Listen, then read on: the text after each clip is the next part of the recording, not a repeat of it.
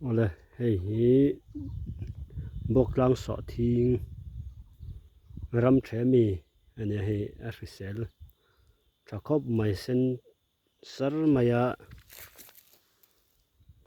arhisel ani ti hi arhi thei mai om mai eng te po hi ni towa azia hi sakei zia ande urawa te hi so thing arhisel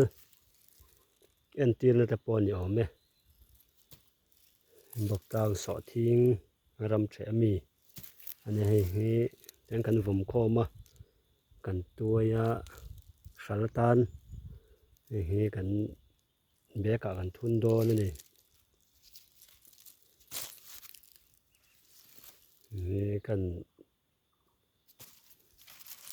ran entir cheu ni bok tang so thing ani